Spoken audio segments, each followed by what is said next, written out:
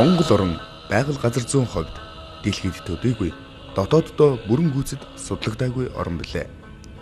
Тэр дотроо Алтай их улсын салбарт хамаарах баруун Алтай бүс нутаг бүрч судлагдаагүй гэж хэлж болох биз. Энэ удаа бид газар зүйн байршлын хувьд Алтай соёоны бүс нутагт хамаарах Овс аймгийн Түргэн сумын нутгийг зорилоо.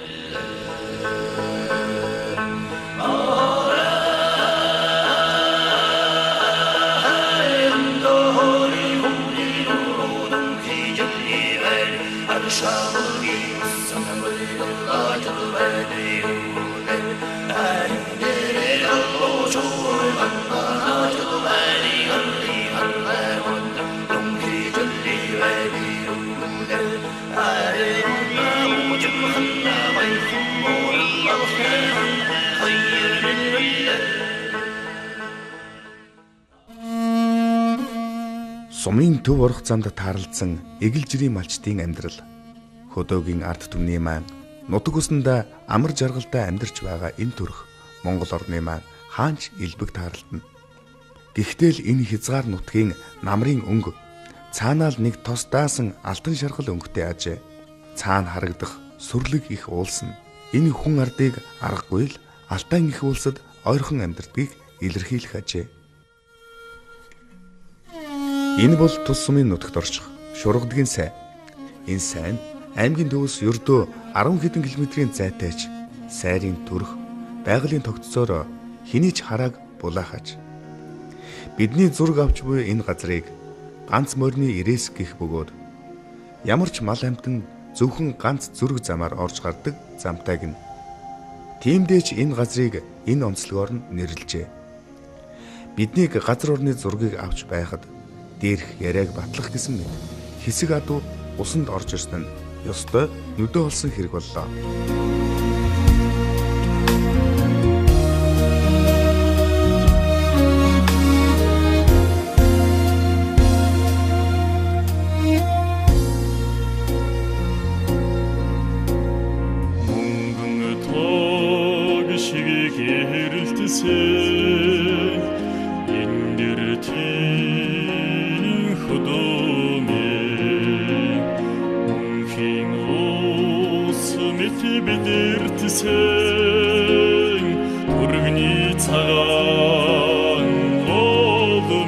Бид өгсөөр энэ сайгийн ихэн болох хөсрөөнд зүүн ганууд гарч ирэхэд эргэн тойрны бүх юмс алган дээр байгаа юм шиг тодорч харагдана.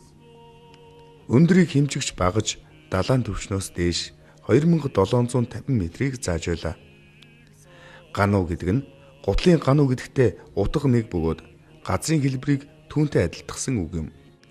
Харин хөсрий гэдэг үг нь хүн амьтан ойртож очдоггүй бөглүү газар гэсэн санааг илэрхийлнэ. Эндээс эргэн тойрны газар нутаг тэр чигээрээ үзэгдэж тэр доор нүцгэн ой модтой хад сүхийлсэн харагдах нь нин сүртэй.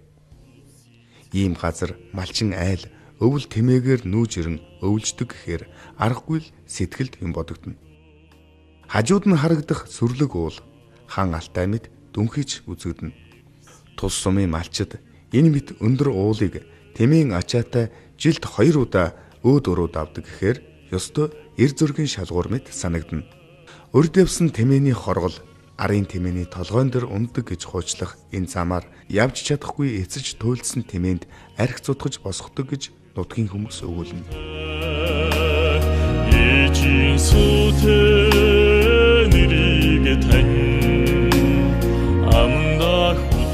Тус сумын төвөөс урагш орших хамрын даваа хэрцийн ам хүртлэх үргэлжлэх ингэр бил газрыг баруун бэлгэж нэрлэх бөгөөд энэ газарт айл амьтан олноор хаваржиж намарж энэхүү билийн үзэсгэлэнт газрын нэг нь нуурын хотгор хэмээх энэхүү бяцхан нүдэн нуур бөгөөд зүүн цагт ангир галуу шуу ангаахаага дагуулan үргэлж ирдэг энэ нууранд жилийн 4 улиралд хүн мал тасарна гэж байдаггүй сонирхолтой.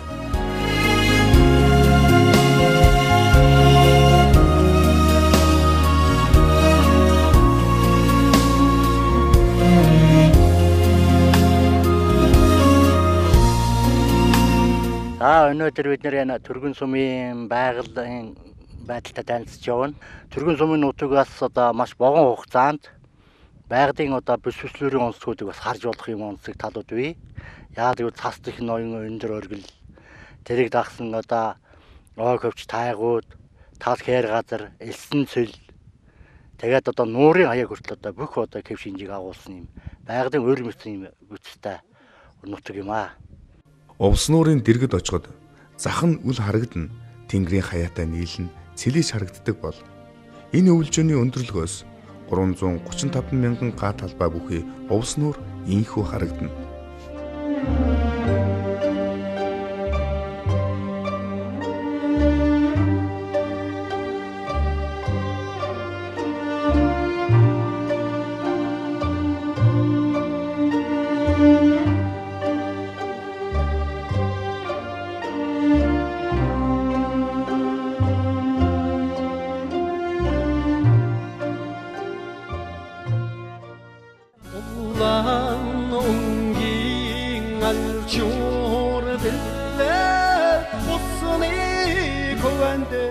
Хамрын даваанаас холгүй байрлах цүнхгийн амралт.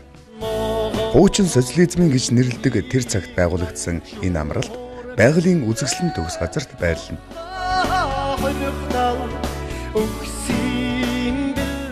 Өндөр уулс, өргөн их сайгаар хүрээлэгдсэн энэ амралтын амрагчид байгалийн сайхныг жинхэнэ мэдэрдэг гин.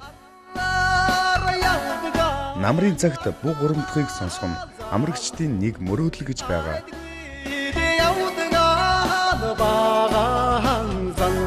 Энэ сумынхны тэмээгээр давдаг хоёр давааны нэгийг хамрын даваа гин. Гэтэл биднийг зураг авч байх хооронд энэхүү даваагаар эрлэгэг зөрөгтэй 3 залуу мотоциклчин орж ирсэн нь бүхнийг гайхшруулв. Гэхдээ энэ нь даваагаар өксөж бус уруудаж яваа болохоор тойруу замаар бол элбэг 120 км замыг товчилж байгаа зах зээлийн арга юмсан ч.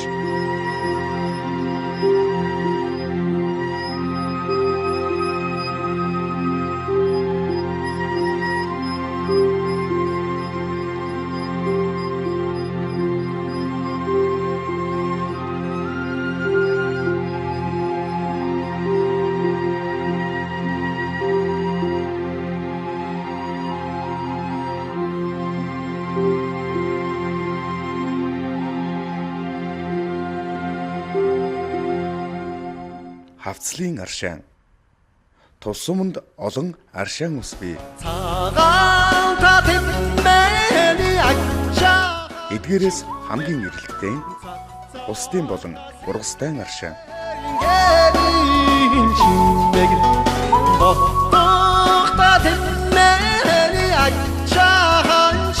Ургастай аршаан улсын чанартай аршаанд ордог байна. Машин тэрэг явахгүй гэлэрхийлсэн чулуун тэмдэг үхий энэ хэсэг бол хавцлын амны адаг хэсэг. Үүнээс цааш зөвхөн мороор явна. Хавцлын энэ хэсгийг аршааны мухар гэх бөгөөд гэрийн мал бэлчээрлэж болох хамгийн ойрхон газар. Хавцлын ам байгалийн хувьд үзэсгэлэн төгс газар олонтой бас жимсгэн элбэг араатан жигүүртэн амьтдаж бий. Хэрвээ энэ хавцлаар дээш давъя гэвэл энэ голыг нийтдээ 32 удаа гаталж байж зорьсон газраа очно гэсэн үг. Ус ихтэй үед бол санах юм ч хэрэггүй. Газар мэдэхгүй хүн бол явж чадахгүй.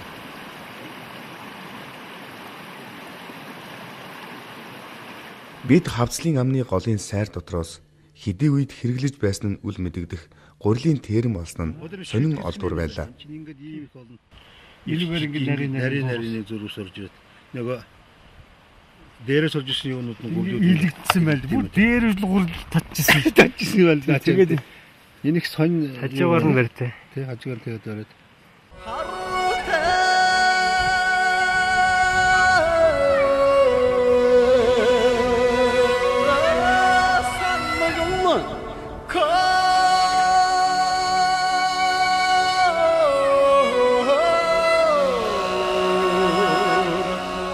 Эндээс доош уруудаад сумын төв байгаа газрыг хавцлын боом гин. Боом гэдэг нь нутгийн хэллэгээр бол хавцал, хавчуу газрын задгай хэсэг гэсэн утгатай. Тус сум 2.3 мянган км хавдраад газар нутагтай 2300 гаруй хүн амтай 560 өрх 65 мянган толгой малтай гэсэн статистикийн судалгаа байдаг аж. Тус сум Оросын холбооны улсын Туваа улстай хиллэх хар замтай холбогдсноос гадна 24 цагийн цахилгааны өндөр хүчтэлийн шугамд холбогдсон ажээ. Нурын айлын улсын тусгай хамгаалалтын газар нутаг 1993 онд улсын хурлын тогтоолоор тусгай хамгаалтанд авсан. За үүн дотроос бол төргөн уулын дахин заалт газар нийтдээ 127 мянган га газар. Түүнээс яг одоо төргөн сумд хамаарагдах хэсэг нь 10,800 га газрыг ингэж одоо эзэлдэг. Ийм Монгол улсын хэмжээнд дээрээс 2 талбай хэмжээгээр 2 дахь ийм одоо том тусгай хамгаалалтын газар нутаг манай аймагт одоо оршиж байна. Монгол улсын төдийгүй Увс аймгийн төдийгүй ерөөсөө дэлхийн одоо энэ анхааралд байдаг хамгаалуулах хосгүй үндэслэлийг одоо өөртөө агуулсан байгалийн бүх одоо бүсгүйслэрийн хэвшинс тогтцыг агуулсан ийм одоо хосгүй онгон дагшин байгальтай газар нутгаа. Ийм өсөөс нутгийн ард түмэн бахархаж явах ёстой. За тэр дотроос төргөн сумын газар нутаг дээр төргөн уулын дархан заалт газар оршиж байна. Энд одоо Монголдо том тоосдох дэглээ цагаан уул ховор одоо Вансан Брус эцэг аргал янгэр бууг гэд 90 дэлхийн одоо улаан номд орсон 90-д бүхтэр яг одоо ховор ан амтна энд байшиж байгаа. Бид доод хээрийн бүсээс улаан даваг давснаар хээрийн болон ойд хээрийн бүсэд гарч ирсэн хэрэг. Динхэрвэн орой дээр гарвал хол ойрын бүх юм алган дээр тавьсан юм шиг харагдана.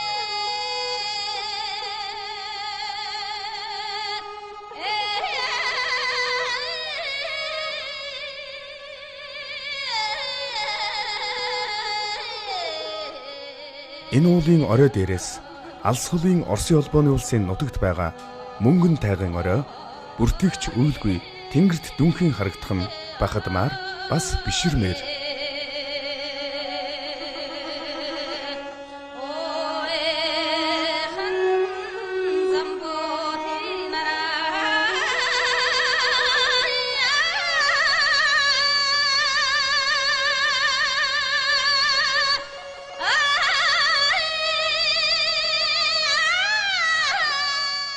Түргэн сумын хуучин төв буюу одоогийн тус сумын Баян хайрхан баг.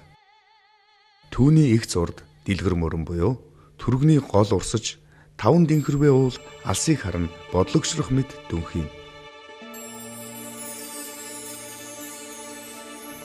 Түүнчлэн шавнар, гүнг, улааначин, сайланч, эрээн харгаан үргэлжилсэн их ой харагдана. Нутгийн Ахмад яруу найрагч гонгорын бичсэн хурын үйлс соолсон дэглий цагааны оргил хадан өвсийг зорьсон дэлгэр мөрний долгио гарын 5 хуруу шиг динхэрвэн 5 оргил тарган морны зоо шиг индэртийн өргөн хөдөө энэ миний аав ээжийн минь нутаг алдрайхан багын минь тоглож өссөн өлгий гэсэн зүрхэнд орхон мөрүүд өөрийн ирэхгүй сэтгэлд буун. Асаас нуура тоолдсон 13 ороо арван баялаг нууцалсан зэстийн цэнхэр ши. Алсаас харагдах энэхүү мэнтэй толгойг нутгийнхан улиртын тов гэдэг. Улир шуутай болоод тэр үз. Тус сумын нутагт 1932 он хүртэл ажиллаж байсан төгс буянтын хүрээний тойр. Тухайн үедээ 8000 гаруй ламтай 5 том дацантай байсан энэ хүрээн он цагийн ирэхээр инхүү балгас болон үлджээ. Хүрээний түүрээс харахад энэхүү хүрээн нилээд том хүрээ байсан нь тод мэдэгдэнэ. Өнөөгийн үлдэж хоцорсон балгасаараач ижил төстэй хийдүүдээс хавьгүй том юм. Тухайн цаг үед тус хийд төвд лам нар олонтой байсныг түүх номд тэмдэглэсэн байдаг.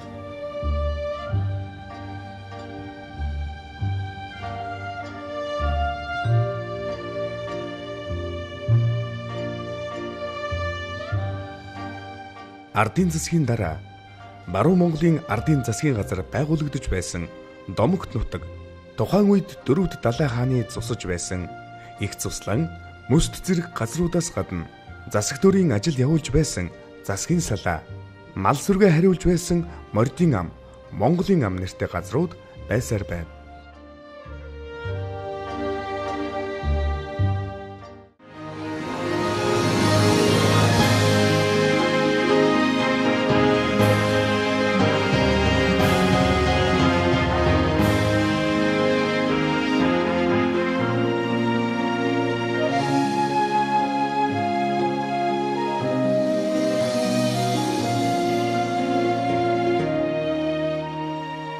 Тухайн үедээ 100 хүртэл тоотой сүргэлдэг байсан аргал идэвгүй цөөрч цөөн тоогоор үзэгдэх болсон байна. Сүүлийн үед аргал янгар мэтийн ховорцсон ан амьтдыг хамгаалах талаар Монголын алдаа соёоны эко бүс нутгийн биологийн төрөл зүйлийг ард иргэдийн оролцоотой хамгаалах төслийн орон нутгийн зохицуулагч Тогтох Баяр ийхүү өгүүлсэн юм. Нөхөрлөд маань одоо энэ нутгийн иргэд төшгөлсөн байгалийн нөөцийн менежментийг хэрэгжүүлэхийн тулд бол нэлээд идэвх санаачлагтай ингэж ажиллаж байна. Энэ сумуудад байгаль орчны хэсэг гэдэг аймгийн засгийн захирамжаар байгуулагдсан ажиллаж байгаа. Тэгэхээр сумын хэмжээнд байгаа энэ байгаль орчин чиглэлийн төрийн болон төрөөмс байгууллагын хүмүүс нэгдэж нэг баг болон одоо зохион байгуулагдаж багаар ажиллаж сумын хэмжээнд бол байгаль орчин чиглэлийн төрийн бодлого шийдвэрийг хэрэгжүүлэх ялангуяа байгаль амын нөхөрлөд дэмжих хэсгүүд маань одоо идэвх санаачлагтай ингэж ажиллаж байна. Цоохор ирвсэн Тус аймгийн Харьхаа дэргэний улс Цагаан шавуутын уул зүүн урагшаар гээд Алтан өхийн нуруу зэрэг газруудаар тархан байршдаг. Түргэн сумын тухай гэх юм бол Хавцал, Дистийн шил, Баруун салаа, Түргэн их Зэвэр зэрэг газруудаар цоохор ирвсэн тархан байршдаг. За Түргэнд байгаа ирвсэн бол зөвхөн тэр газар байгаа